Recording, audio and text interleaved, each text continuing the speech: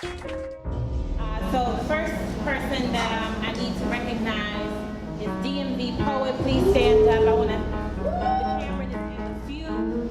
Representatives from the few, are you here? We want to thank you as sponsors on this evening. Thank you so much. Shout out to Lost Tribe.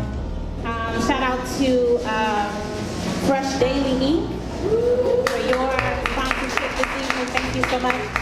And lastly, but certainly not least, to Tag DMV. Please give Tag DMV a round of applause. So kudos to all of you for this amazing event. We're going to talk about some very important issues this evening, but first,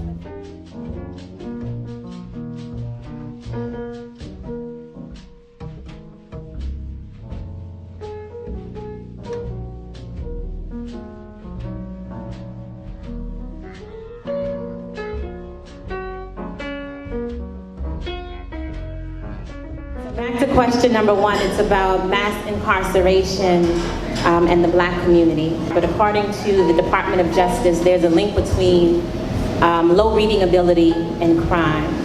And the juvenile illiteracy rate is 85%. So the question posed to the panel is, what is your opinion about the link between lack of education and violence among adolescents? One of the things I think is pretty important when we're talking about like the behaviors of Black folks and kind of the results and the things that have happened to us, I think that we got to look at it through the framework of institutions and how institutions in America have mostly failed us because of structural racism and white supremacy and how it exists in society.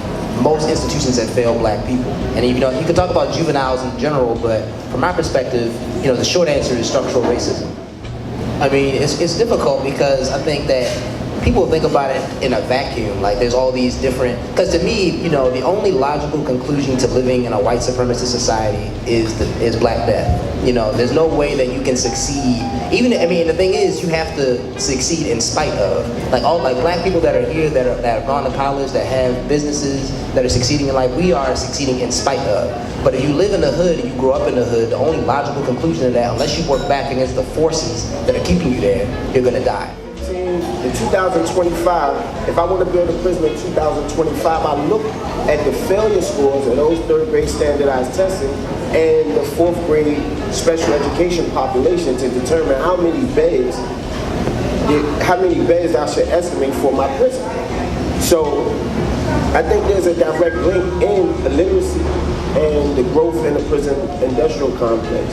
And you know, a lot of times our young black and brown men and women are targeted to perpetuate that statistics. In my professional experience, I spent a little time in education, and I actually watched students who couldn't read or comprehend assignments as fast as some of their classmates get frustrated. So I also wonder, I'm sure in fact that plays a role in it too. If I feel less than, or if I don't feel like I can keep up with my peers, then I'm gonna act out. So unfortunately, I'm sure that has something to do with it too. You said there's someone in the audience? I was out here in these streets, you know. I've been there, I lived it, I seen my men die beside me. You know, I seen how it is out here in these streets. I know how it is out in these streets. Nothing. You could take the gun out of a black man's hand, but what you put it in there, it's about money. You feel me? It's really about money. I can't learn how to be rich from my grandmother, because she ain't never been rich. Really. The public school system's budget is generated off of property tax. You look in any major city within the lower underserved communities, there's least amount of homeowners. Let's say, for instance, Wilson High School. The average home around Wilson High School is about $1 million. So that's almost like $10,000 per pupil that attends Wilson High School. If I live in Southeast and I want a better education, I want to go to Wilson High School, I got to apply for out of boundary. A lot of times they're rejected and they tell you go to your neighborhood school. I live in Southeast around Ballou, which is labeled a dropout center.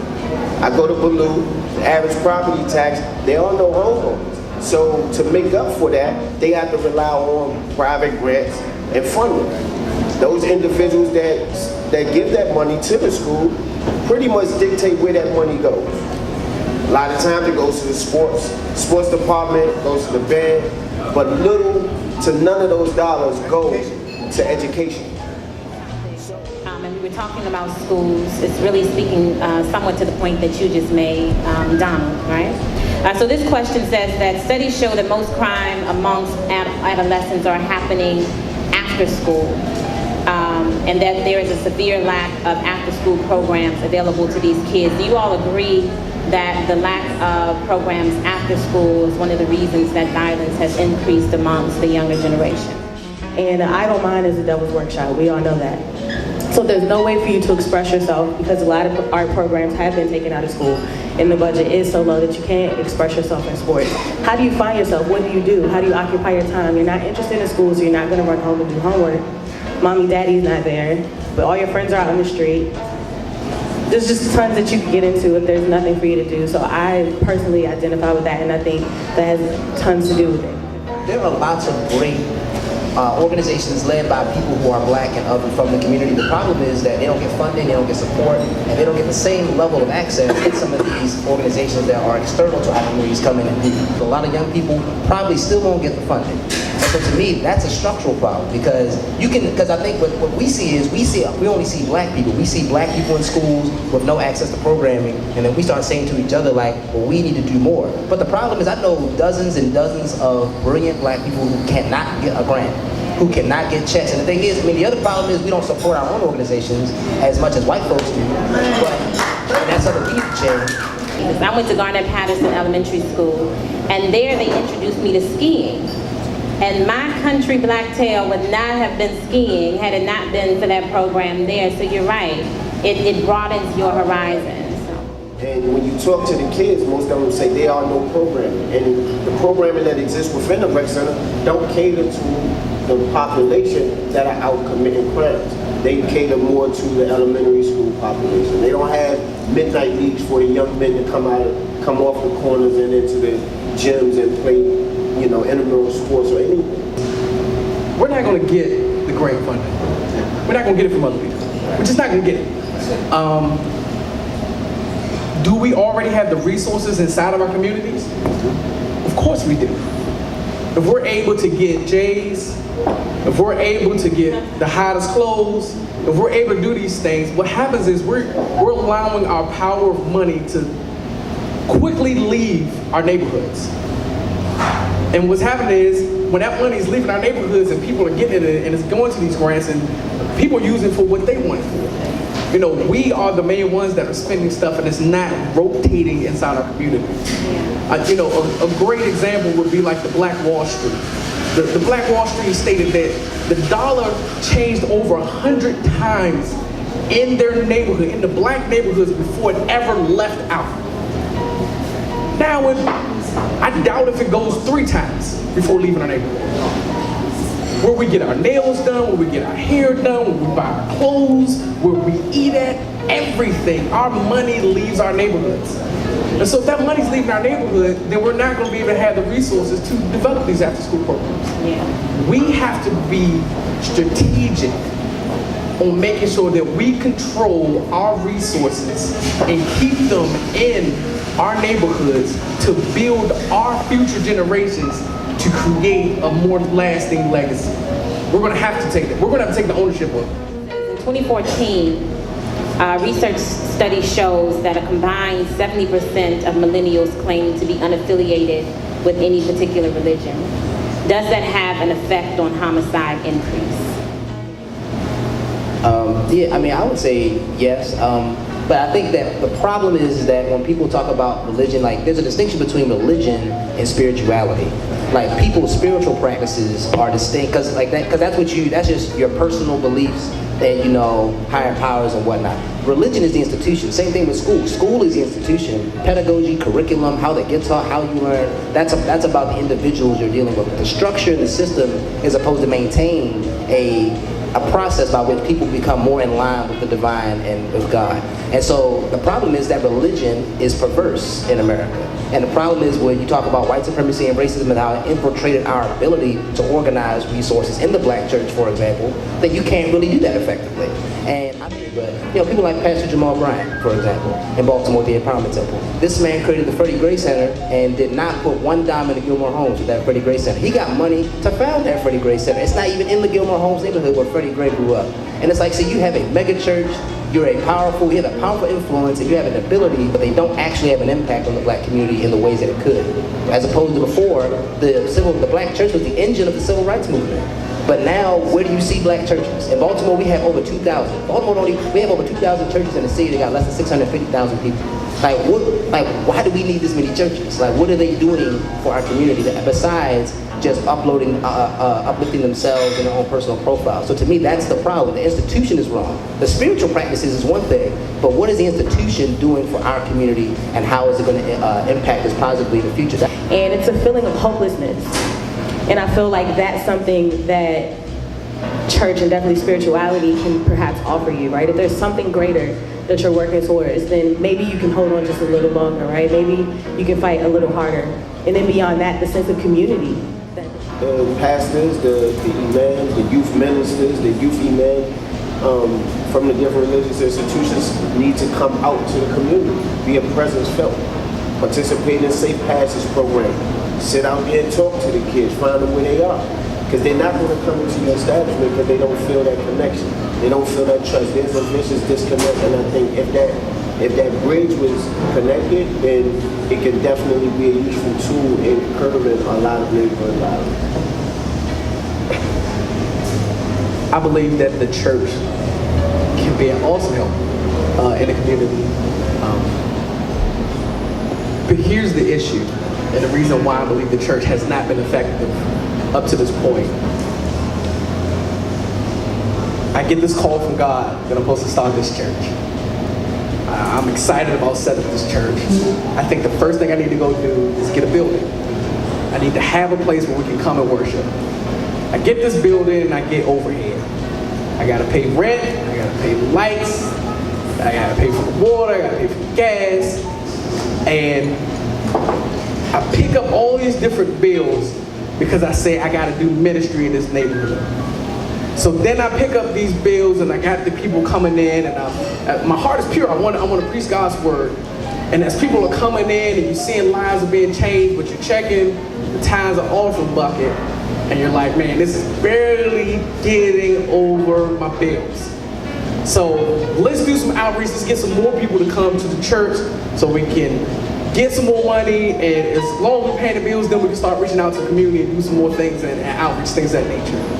And they get into this cycle, this hustle and bustle, just to make sure that you keep the lights on. And when you're struggling to keep your lights on, you can't think about anything else. It's the same with you. If you have a job and you gotta hustle to pay your bills, you're not thinking about helping somebody else at that point. You're just trying to survive. And it's a model that is killing us, that is killing the church. Because we're trying to build these buildings to show what we are, and we forgot that the church is actually people. And if you're going to reach people, you just got to go reach people. If you're starting a church, why do you need a building? You can meet out in the street. You can meet in the homes. You can actually do things that can be much more helpful than just picking up more bills and having something on the corner and you struggling because it's affecting your preaching, because all you're thinking about is how can I keep these lights on? So yes, the church can be effective. We have the power of God. We know God. We have to get past the religious. We got to get past the rules. We got to get to relation with people and helping them. Because God is a God of justice. God cares about this. He hates when people are oppressed. He hates when people are downtrodden. That hurts his heart. And we are supposed to do that. We're supposed to be that extension. But we got caught up in paying our bills. I'm going to remember that for the rest of my life, brother. Thank you. This entertainment promotes a negative lifestyle with no emphasis on consequences.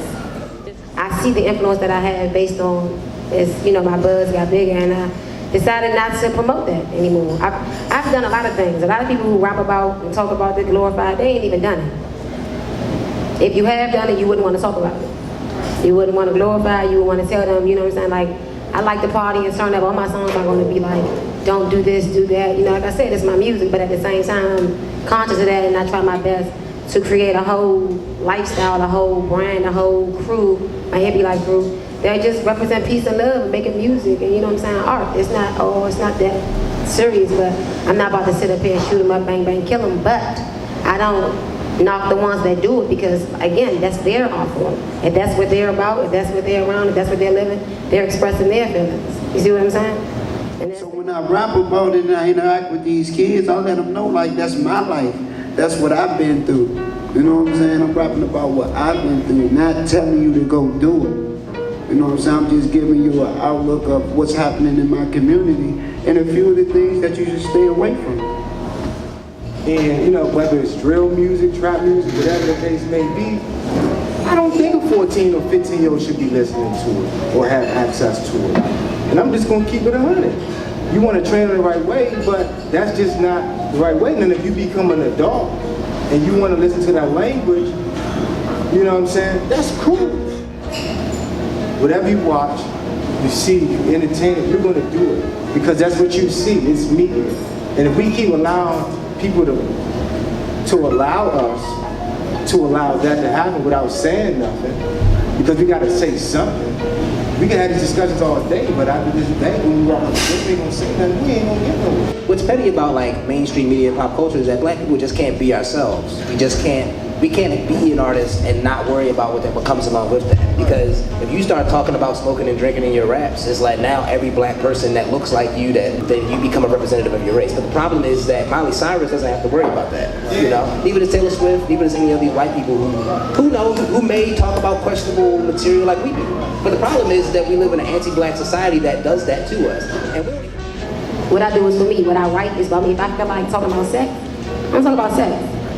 Of course, there's somebody else that's going to like it and somebody's not going to like it. Nobody's going to ever like everything that you do. I really don't care. What I do care about, and I'm going to be honest with you, when like certain situations, I feel like I don't make my music for kids. I don't make it for anybody, but I especially don't make it for children because of what I talk about. You see what I'm saying? But I know they're going to listen. I mean, as far as pop culture goes, we drive pop culture. And if people weren't buying it, they wouldn't sell it. Even though you write it for you, at the end of the day, because of our skin color, what you say dictates you. And it's a representation of the black community, regardless of who you are.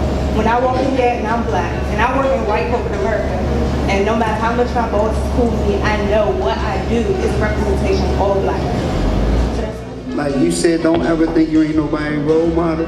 I went to the federal penitentiary jail when I was 19 years old. And I called out on the streets, right? So I'm talking to my friends from the streets, and they beefing and all this going on. I'm locked up. I'm all the way in North Carolina. So, and they beefing, and they got me to talk to the guys that they beefing with. And I was had enough power from jail to squash your beefs, and let me know that, like, what I say and what I do means a lot to a lot of guys that's younger than me and older than me. All right, so it is a notion mentioned by FOP during the indictment of the Baltimore police officers in Freddie Gray's case that the recent criticisms of police and police actions are misconduct affecting their ability to police historically high crime neighborhoods. What impact does lack of community policing have on our cities? Jump outs, they are vice unit police officers. So they keep coming and keep coming for nothing, not locking nobody up. So we standing right there one night, the white lady coming in the building, the jump outs jump out on us. She comes right back and say, man, I don't know why you keep messing with these guys. I feel safe when they right here. I know ain't nothing gonna happen to me when I'm going in my building. You know what I'm saying? And they don't look at it like that. And that's what I be doing every time I run into an officer. It's like, you making me somebody I'm not. You don't know I got. Basically, in my city, police officers is not how you know what you're talking about in Baltimore, but they do too much. They worry about the wrong thing. Like, oh, it's my favorite line. While you sitting up there bothering me, somebody around the corner getting robbed, killed, stabbed, shot, or whatever. You get what I'm saying? I have family members that police officers. I know people. Of course it's after police, but I understand that they're doing their jobs and they're human and not all of them are crooked.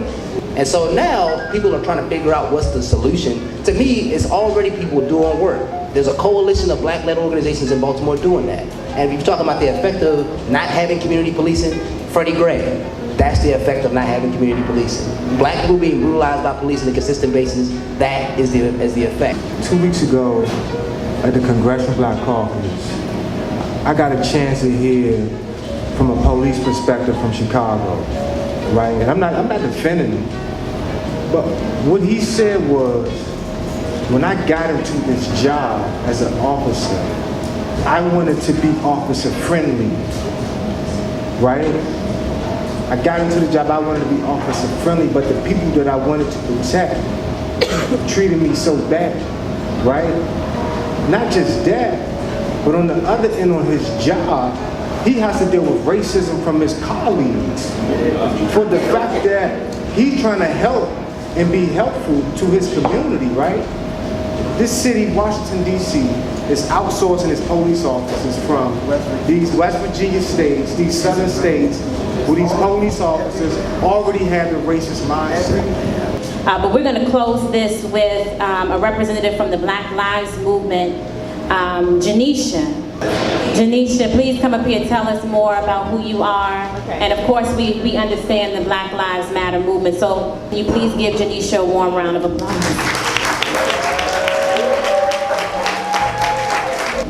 Our fight for Black lives is all-encompassing. And so we don't just want Black people to not be killed by the police. We want us to be able to live healthy and thriving Black lives. And you want to organize Black wealth, we have to make single Black mothers a key component of that work, right? So we should absolutely hire Black youth, men and women. But don't forget that those youth have mothers that might be at home who can't get jobs, right?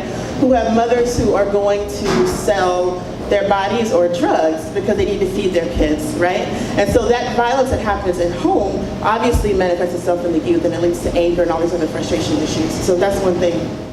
But we rarely ever talk about sexual violence against Black women and girls. So if you are not aware, presently, I think 62% of all Black girls will be raped or molested before the age of 18. Nearly 100% of their assailants are Black men. So we have multiple crises in our communities, right? So mitigating sexual violence and bringing healing to Black women and girls has to be a key component of any of the work that we do. Otherwise, we're leaving out much of the violence that we face as Black women. The third point that I wanted to make is that whatever work that we're doing as a movement has to also be focused on healing and mental health services. So that looks very different no matter where you live. But ultimately, as it was mentioned before, we're never going to get the grant money to have any of these programs. So it's going to look like if you have a Black therapist, if you know a Black teacher, you know a Black school counselor, you know a pastor, you know someone who knows the Orishas or whatever it is. It's about us pulling these folks together and saying, can you meet here at 7 o'clock on this night and attend to our community? All of our organizing at this point has to be completely grassroots. So I know that everyone has different religious backgrounds. Some people are inherently opposed to homosexuality or to people being transgender. But literally, as Black people, if we are making an effort or a surge for freedom, we have to have all Black lives at the table. So it means examining all the ways in which we push certain Black people to the side and making sure that we're pulling in those who are at the margins of the margins.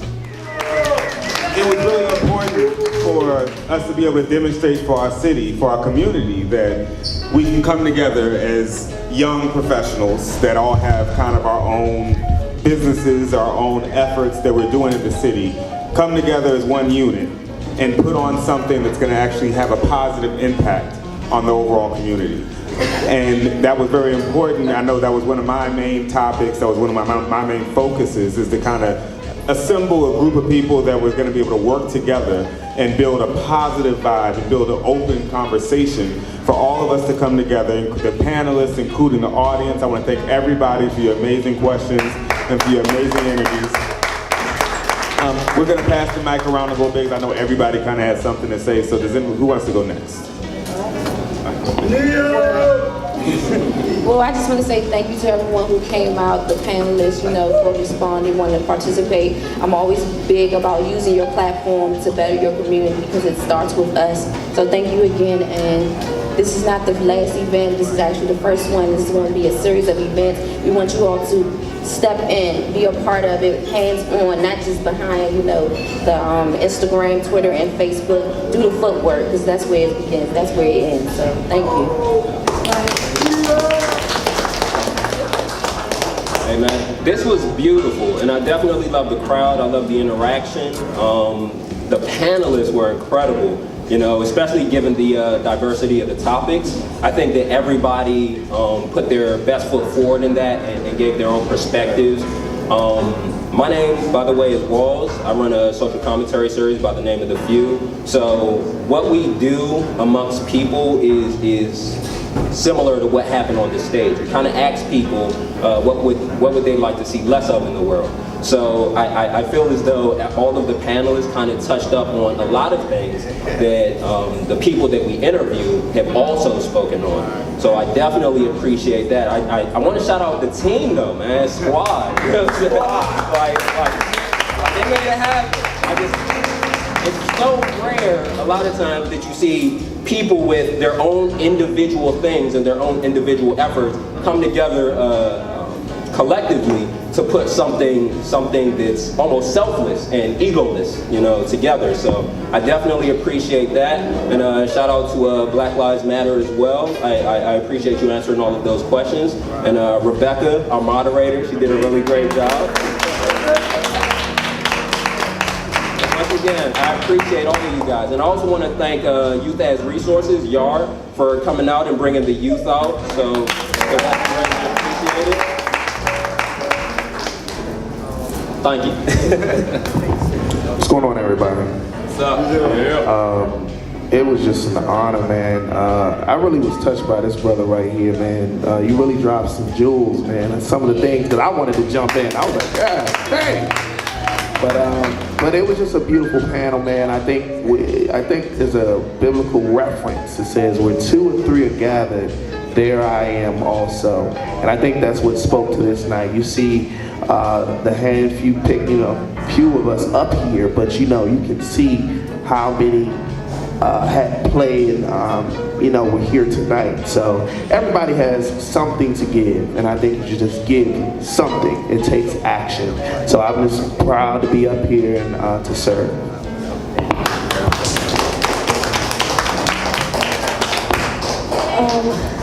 Last but certainly not least, I want to say thank you to everybody who has come out. The title of this event is Taking Back Our Communities, a Millennial Perspective. And I think the thing that I'm most proud of about today is, a couple of weeks ago, I went to a lot of CBC panels, go to CBC, different panel discussions, not just with them, but most times when you hear people talk about these types of things, you hear people from an older generation, more experienced, age group. But everybody up here is within our demographic. People that are affected directly by this situation. And so I just want to congratulate you all for coming up here and taking the challenge and being the example that you should be in your communities. And just being the change that we need to see. It starts with us. We're the ones that are mostly affected with it right now, so why not have it start with us? Thank you guys.